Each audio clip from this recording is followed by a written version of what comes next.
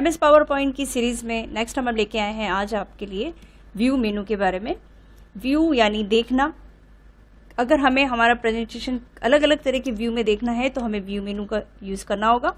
इससे पहले हम file, home, insert, draw, design, transition, animation सारे मेनू वाइज आपके लिए वीडियोस बना चुके हैं। अगर आपने वो वीडियोस नहीं देखे हैं तो ज़रूर देख लीजिए, डिस्क्रिप्शन में सारा लिंक मिल जाएगा। लाइन टू लाइन आपके लिए स्टेप बाय स्टेप कंप्लीट आपके लिए एक सीरीज तैयार की है। व्यू मेनू पावर पॉइंट प्रेजेंटेशन में लास्ट ऑप्शन होता है, तो इसको भी अच्छे से ज़रूर देखिएगा ताकि आपको चीज़ अच्छे से पूरी समझ में आएगी। नया कुछ न कुछ आपको हमेशा हर वीडियो में मिलता है, इसमें भी हम कुछ न कुछ आपके लिए नया लेके आए हैं। पूरा कंप्लीट देखिएगा, पहले की वीडियो भी ज़रूर देखिएगा ताकि लिंक बनेगा। हम पूरा एक कंप्लीट MS ऑफिस 2021 आपके लिए बना रहे हैं, जिसमें हमने माइक्रोसॉफ्ट वर्ड के सारे वीडियोस आपके लिए बनाए हैं जो ऑफिस 21 पे है, नए अपडेट में है।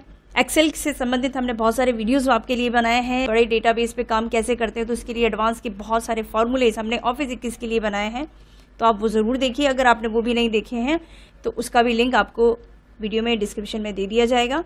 अब नेक्स्ट जो होता है वो पावर पॉइंट प्रेजेंटेशन। तो आज अपन देखते हैं व्यू मेनू।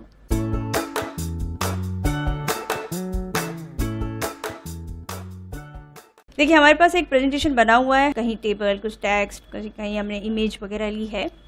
हमें इसका व्यू चेंज करना है तो हमें व्यू मेनू में जाना पड़ेगा। व्यू का मतलब देखना है, हमें अपने प्रेजेंटेशन को कैसे देखना है, कैसे दिखाना है। तो उसके लिए यहाँ पे सबसे पहले दे रखा है नॉर्मल। नॉर्मल का मतलब होता है अभी हमारा जो व्यू है वो नॉर्मल व्यू है। जनरली डिफॉल्ट नॉर्मल व्यू रहता है, ये नॉर्मल व्यू है, लेकिन हमें अपने व्यू को चेंज करना है। जैसे दे रखा है सबसे पहले इसमें ये पूरा एक ग्रुप दे रखा है, देखिए यहाँ पे प्रेजेंटेशन व्यू के नाम से है। सबसे पहले इसमें नॉर्मल व्यू है जो डिफॉल्ट नॉर्मल व्यू ही चलता है। आपको बीच में एक स्लाइड दिखाई देती है और नेविगेशन पैन के रूप में लेफ्ट साइड में आपको उसके छोटा रूप दिखाया जाता है। उसके अलावा आउटलाइन व्यू, जैसे आउटलाइन व्यू पे हम क्लिक करेंगे तो आपको उस प्रेजेंटेशन में जो टेक्स्ट लिखा हुआ है उसका कुछ रिटर्न टाइप आपको यहाँ पे भी दिख सकता है। आप चाहें तो यहाँ से भी किसी चीज़ को चेंज करना है तो हम चेंज कर सकते हैं। ये आउटलाइन व्यू होता है, यानी उसकी आउटलाइन आप यहाँ पे देख सकते हैं। वापस नॉर्मल करना है, हम नॉर्मल पे क्लिक कर देते हैं, वापस नॉर्मल व्यू पे आ जाते हैं। एक होता है स्लाइड शॉर्टर। स्लाइड शॉर्टर का मतलब है हमने प्रेजेंटेशन की जितनी भी स्लाइड्स बना रखी है वो इस तरह से स्लाइड शॉर्टर के व्यू में दिखेगी। 1 बाय 1, 1 2 3 4 नंबरिंग भी आपको नीचे दिखाई दे रही है, यानी कितनी स्लाइड्स आपने बना रखी है, किस सीक्वेंस में बना रखी है। अगर कुछ चेंजेस वगैरह करने की जरूरत होती है तो वो भी अपन चेंज कर सकते हैं। तो इस तरह से हम स्लाइड शॉर्टर में देख सकते हैं। वापस नॉर्मल व्यू करेंगे, ये नॉर्मल व्यू आ जाएगा। एक दे रखा है नोट्स पेज। नोट्स पेज यानी हर एक स्लाइड के लिए आपको कुछ नोट लिखना है तो आप यहाँ पे नीचे नोट पेज पे लिख सकते हैं। आपको उसके बारे में कोई अलग से जानकारी देनी है तो आप यहाँ पे दे सकते हैं। आपको जो भी लिखना है आप यहाँ से नोट्स व्यू में लिख सकते हैं। किसी भी स्लाइड के लिए कोई भी नोट्स देना है तो हम ले सकते हैं। नेक्स्ट स्लाइड पे जाना है, किस स्लाइड के लिए लेना है तो माउस का स्क्रॉल मूव किया, यहाँ पे भी हमें कुछ लिखना है तो हमने यहाँ पे भी टेक्स्ट लिख दिया। तो इस तरह से हम नोट्स पेज पे हम जाके देख सकते हैं। वापस नॉर्मल व्यू करेंगे तो वापस ये नॉर्मल व्यू में आ जाएगा। नोट्स पेज, नोट यानी उसी पेज का जो डाउन वाला जो एरिया है वो नोट पेज के लिए होता है। यहाँ पे भी आप जनरली लिख सकते हैं, जो भी आपने यहाँ पे कंटेंट लिखा है वो आपको कहाँ दिखेगा, नोट्स पेज पे दिखेगा। ये देखिए आप जो भी लिखते हैं वो वहाँ पे दिखाई देगा आपको। जैसे हम यहाँ पे हमने यहाँ पे लिखा नेचुरल एलिमेंट्स, ये हमने लिखा इस स्लाइड के लिए। इसके लिए भी अगर हमें कुछ नोट लिखना है, प्लस प्लांटिंग यहाँ पे लिख दिया हमने। तो अब ये जिस पे लिखा है हम नोट्स पेज पे जाएंगे तो ये हमें यहाँ पे दिखाई देगा। आप चाहें तो डायरेक्टली भी लिख सकते हैं और आपको लगता है कि नॉर्मल पेज पे हम ये काम करें तो नॉर्मल पेज पे नीचे वाला जो दे रखा है क्लिक टू एड नोट्स, यहाँ पे आप नोट लिख सकते हैं। इसके अलावा एक रीडिंग मोड यानी रीडिंग व्यू। रीडिंग व्यू पे क्लिक करेंगे तो आपको एक फुल स्क्रीन दिखाएगा। इस तरह से रीडिंग यानी आप अपनी स्लाइड को एज अ प्रेजेंटेशन अच्छे से फुल स्क्रीन पे देख सकते हैं।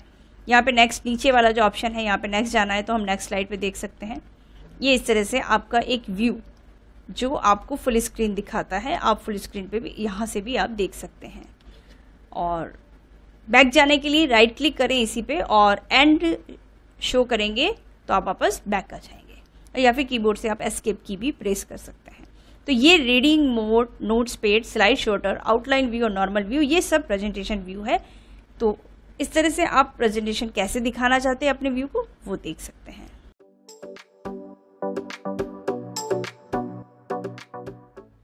व्यू टैब में हम नेक्स्ट चीज़ जो देखने वाले हैं वो है मास्टर व्यू। मास्टर व्यू में master slide, handouts, notes master क्या होते हैं ये हम देख रहे हैं। देखिए सबसे पहले यहाँ पे दे रखा है स्लाइड मास्टर। स्लाइड मास्टर का मतलब है आपके पास एक मास्टर स्लाइड बनती है। अगर मास्टर स्लाइड में आपने कुछ भी चेंजेस किया तो उससे रिलेटेड जुड़ी हुई सारी स्लाइड्स में सब में एक साथ चेंजेस हो सकता है, वो होता है मास्टर स्लाइड। देखिए यहाँ पे एक मास्टर स्लाइड दे रखी है, इससे यहाँ पे ये सारी जुड़ी हुई है, इससे लिंक करती हुई है। अगर आपने इस मास्टर स्लाइड में कुछ भी चेंजेस किया, आपने फॉन्ट की एडिटिंग की, आपने बैकग्राउंड चेंज किया, आपने कोई इफेक्ट दिया, वो सारी चीज़ें आपको उससे रिलेटेड हर स्लाइड में नज़र आएगी। देखिए कैसे, यहाँ पे हमने जैसे टाइटल का उसका कलर कुछ चेंज कर दिया, हम यहाँ पे गए और यहाँ से हमने कलर ये ले लिया और इसकी फॉन्ट साइज भी हमने यहाँ से थोड़ी सी इंक्रीज कर दी। देखिए ये हमने चेंजेस यहाँ किया तो उससे रिलेटेड सभी स्लाइड्स में आपको ये देखो हेडिंग का जो कलर था वो सब में चेंज दिखाई दे रहा है। इस तरह से आप कुछ भी और भी चेंजेस करना चाहें तो चेंजेस कर सकते हैं। जैसे मैं यहाँ से फील का कलर कुछ चेंज करूँ तो देखिए ये मैंने फील का कलर चेंज किया तो सभी में देखिए यहाँ पे फील का कलर आपको चेंज दिखा। इससे रिलेटेड जो भी स्लाइड्स हैं तो आपने एक में चेंजेस किया तो वो सब में चेंजेस होगा। ये होता है उसका मास्टर स्लाइड। मास्टर स्लाइड से अगर हम बाहर आना चाहते हैं तो व्यू टैब के अंदर हम उसको नॉर्मल व्यू वापस कर देंगे। तो देखिए यहाँ पे हम नॉर्मल व्यू में वापस आ जाते हैं। इस तरह से जो भी चेंजेस हम करना चाहते हैं हम चेंजेस कर सकते हैं। मास्टर स्लाइड में चेंजेस किया, उससे रिलेटेड जो भी स्लाइड्स है, कनेक्टेड जो भी स्लाइड्स है, उसमें सब में चेंजेस एक साथ हो जाता है। फिर नेक्स्ट ऑप्शन हम देखते हैं हैंडआउट्स। हैंडआउट्स क्या होता है? जनरली जैसे हमने हैंडआउट्स पे क्लिक किया तो आपको ये इस तरह का एक इंटरफेस दिखाई दे रहा है जिसमें कुछ बॉक्सेस बने हुए दिखाई दे रहे हैं। हैंडआउट्स प्रेजेंटेशन का प्रिंट आउट है। हैंडआउट्स यानी हम अपनी किसी भी प्रेजेंटेशन को हम किसी को देते समय यूजर या ऑडियंस को पहले से ही इसकी कॉपी निकाल के दे सकते हैं। ये बेसिकली ऑडियंस के लिए होते हैं। इसमें स्लाइड्स के छोटे छोटे प्रिंट होते हैं। तो हैंडआउट्स में आप अगर चाहें तो इन बॉक्सेस की साइजेस और बॉक्सेस कम या ज़्यादा भी कर सकते हैं। उसके लिए हमें ये पूरा हैंडआउट्स का एक अलग से व्यू दिया हुआ है। जैसे हैंडआउट्स प्रेजेंटेशन कैसा चाहिए, पोर्ट्रेट या लैंडस्केप, तो हम इसको लैंडस्केप में भी ले सकते हैं। आप चाहें तो इसको पोर्ट्रेट कर सकते हैं। स्लाइड की साइज कितनी रखनी है, वैसे तो वाइड स्क्रीन रहती है 16:9, लेकिन हम स्टैंडर्ड 4:1 इंश्योर फिट में भी अगर लेना चाहें तो इस तरह से भी हो सकता है, लेकिन हमने वाइड स्क्रीन रखा है। स्लाइड्स पर पेजेस, स्लाइड एक पेज पे कितनी चाहिए वो आप यहाँ पे सेट कर सकते हैं। भाई हमारे पास 6 स्लाइड्स डिफॉल्ट यहाँ पे रहती है। आप चाहें तो इसको 9 स्लाइड में भी कन्वर्ट कर सकते हैं। आप चाहें तो 2 स्लाइड्स भी कन्वर्ट कर सकते हैं। आप चाहें तो एक ही स्लाइड रहे, एक ही पे रहेगा, और आप चाहें तो 4 स्लाइड्स पे भी इस पे सेट कर सकते हैं। डिपेंड करता है हमारे प्रेजेंटेशन हम कैसा बना रहे हैं और हम ऑडियंस को किस तरह से देना चाह रहे हैं, वो हम हैंडआउट्स वैसे सेट कर सकते हैं। उसके बाद यहाँ पे देखिए header, footer, date, page number, ये सारे ऑप्शन टिक किए हुए हैं। इसका मतलब ये पेज पे अप्लाई किए हुए हैं। ये देखिए यहाँ पे अप्लाई किए हुए हैं। अगर कोई ऑप्शन आपको नहीं रखना है, आप चाहते हैं कि हेडर मुझे नहीं यूज़ करना है, तो हेडर का ऑप्शन यहाँ से रिमूव हो चुका है। आप चाहे फुटर का ऑप्शन भी हटा दें तो फुटर का ऑप्शन भी यहाँ से हट जाता है। डेट का टाइमिंग, पेज नंबर, ये सारे ऑप्शन हमने अनटिक कर दिए तो उस पेज पर से ये चारों चीज़ें हट चुकी है। लेकिन हम चाहते हैं कि खाली हेडर रहें, तो हेडर का ऑप्शन सेलेक्ट किया और हेडर आपको इससे रिलेटेड जो भी लिखना है आप लिख सकते हैं।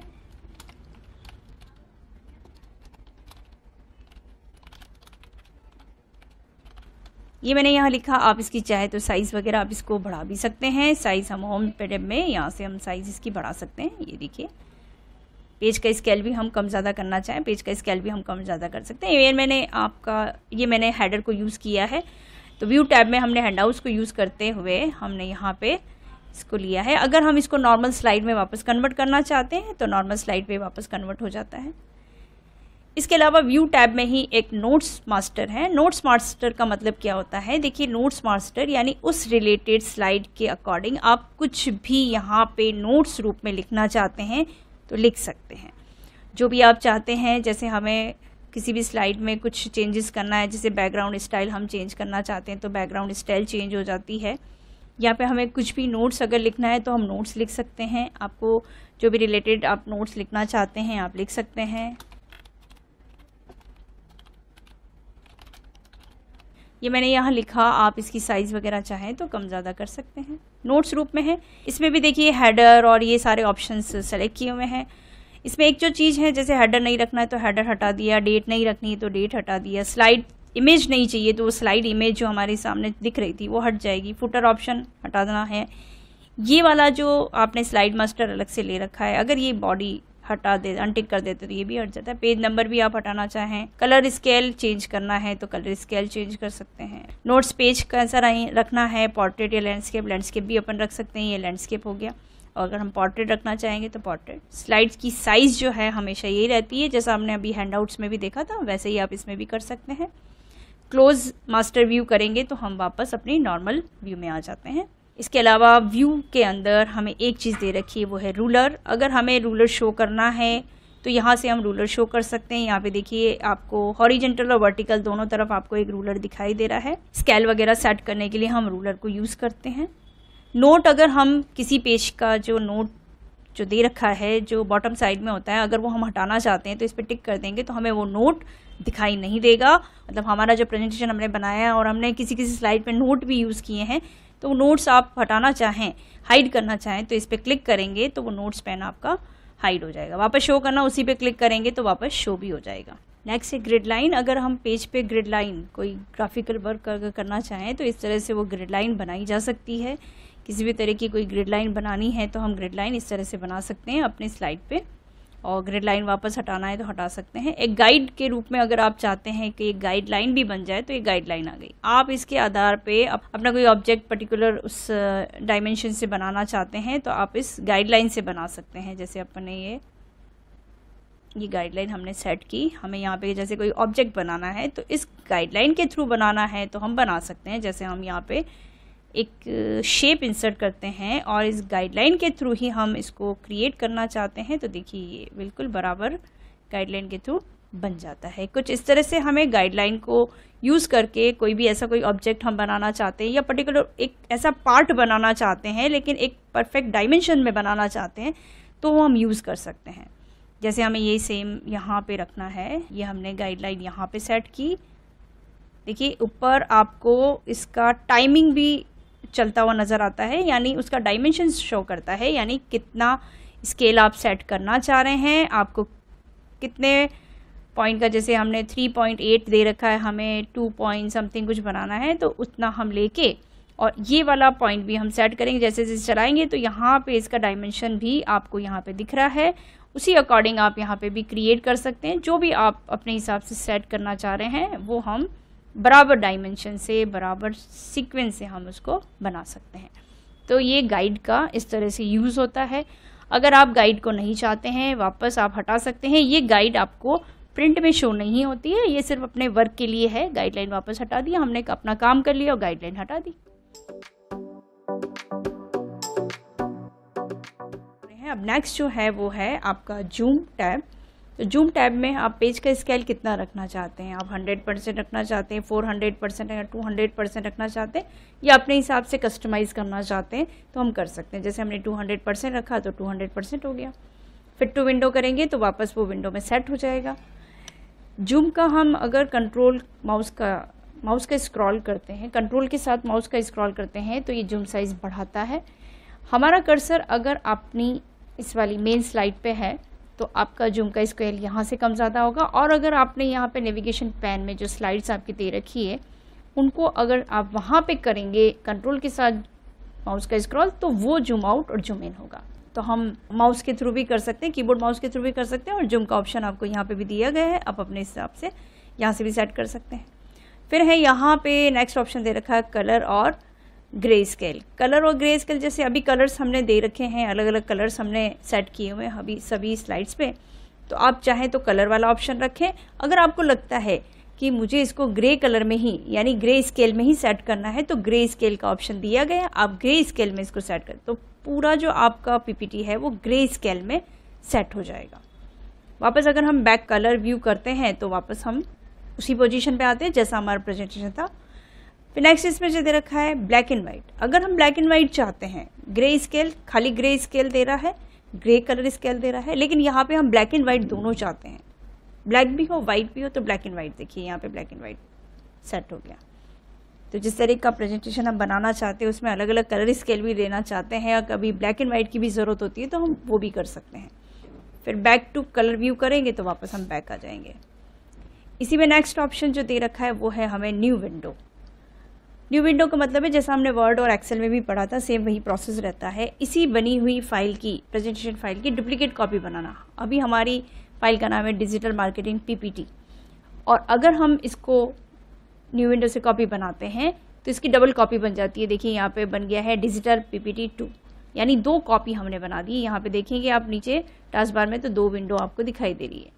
एक ही बनी हुई फाइल की अगर डुप्लीकेट कॉपी बनाना चाहें तो हम बना सकते हैं। इसमें बेनिफिट यह रहता है, डुप्लीकेट कॉपी बनाने की ज़रूरत यूँ रहती है क्योंकि अगर हम सारी स्लाइड्स को एक साथ देखना चाहें तो सारी स्लाइड एक साथ इस तरह से हम एक ही पेज पे डिस्प्ले नहीं कर पा रहे, और हम चेंजेस करना चाहते हैं, क्रॉस चेक करना चाह रहे हैं एक स्लाइड से दूसरी स्लाइड में, तो हमें न्यू विंडो की कॉपी बना के हम कर सकते हैं ईजीली।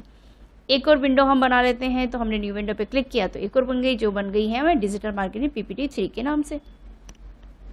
अब इनको अरेंज करना है, एक ही स्क्रीन पे हम देखना चाहते हैं और एक पे एक स्लाइड को खोलना चाहते हैं, दूसरे पे दूसरी स्लाइड को खोलना चाहते हैं और उसमें क्रॉस चेक करना चाहिए, कुछ चेंजेस करना चाहें तो वो भी इजीली कर सकते हैं।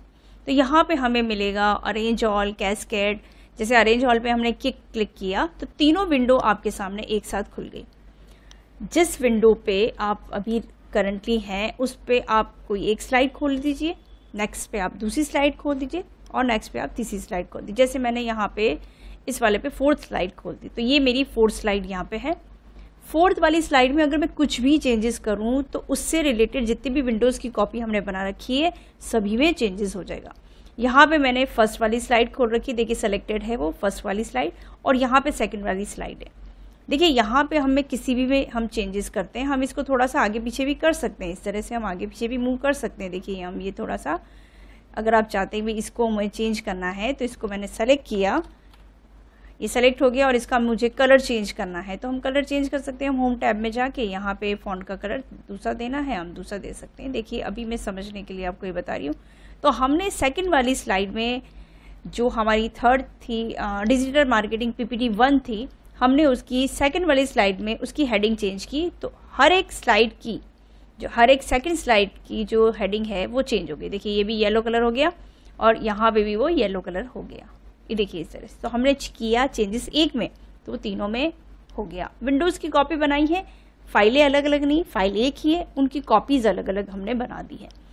वो इसलिए बनाई है ताकि हम किसी में कुछ चेंजेस करना चाहते हैं या फिर हम ये चाहते हैं कि 4th वाली स्लाइड से हम सेकंड वाली स्लाइड का कुछ क्रॉस चेक करना चाहते हैं डेटा कंटेंट को, तो हम कर सकते हैं। अगर आपको किसी एक स्लाइड की रिक्वायरमेंट नहीं है तो हम इसको मिनिमाइज कर सकते हैं, ये बीच में से मिनिमाइज हो गई।